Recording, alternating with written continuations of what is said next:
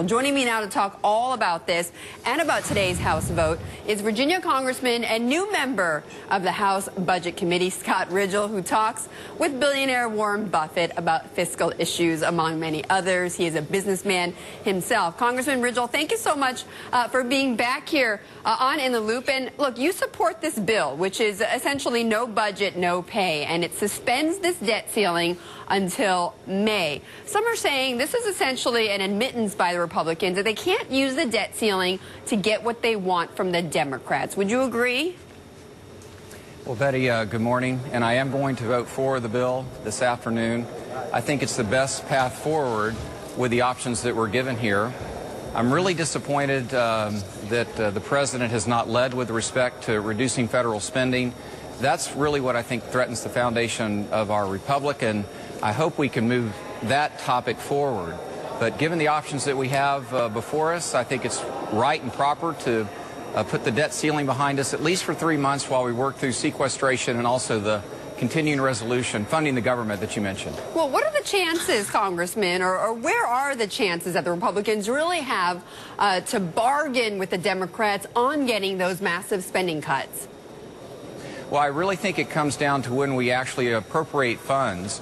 The continuing resolution, I think, is a hard stopping point that we can really say to our Democratic friends, and indeed they are our friends. We're all in this together. We're all Americans, but spending has got to be reduced. And this is an economic, fiscal imperative. I think my Democratic friends will tell me the same back in the district. Yes. And this is the time to reduce federal spending. Congressman, you and I have talked, both on and offline, and you have mentioned before that you are excited to be this new member of the House Budget Committee. So what is it that you hope to learn, but also to push when you're on the as you're starting off on this committee?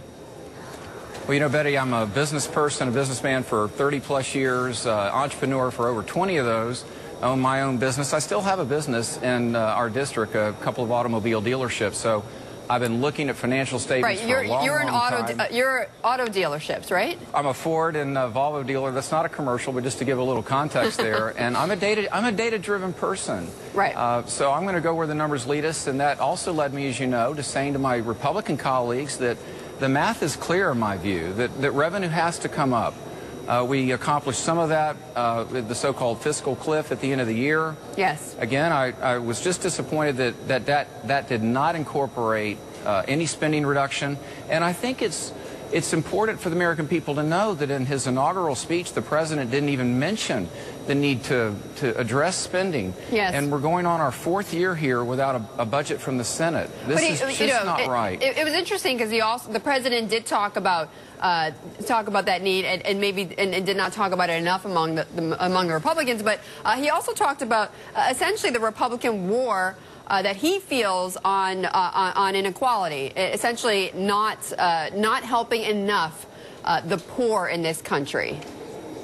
Well, you know, we had mentioned, you and I talked a bit about the Republican retreat in Williamsburg. Yes. And I was privileged to speak on one of the panels, and what I was talking about is how we reach out to an increasingly beautifully diverse America. The demographics are changing. This doesn't threaten me in any way. I think it's a wonderful thing. I'm not concerned about it. So how do the Republicans, Congressman, how do the Republicans reach out? I'm so glad that you asked that, because we have a great product. We really do. The ideas, the solution sets that we're trying to advance, energy, for example, Betty, I think is a great example.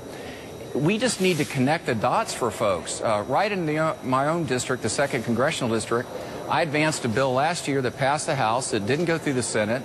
And there was a full moratorium on coastal Virginia energy from the president through Secretary Salazar.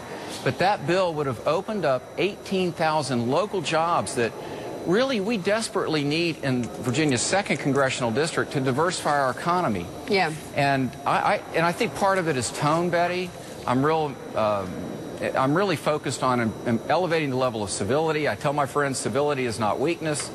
And there's a way to reach independent voters. There really is. Congressman, thank you so much. You're always a gentleman. Congressman Scott Rigell from Virginia. Still ahead, how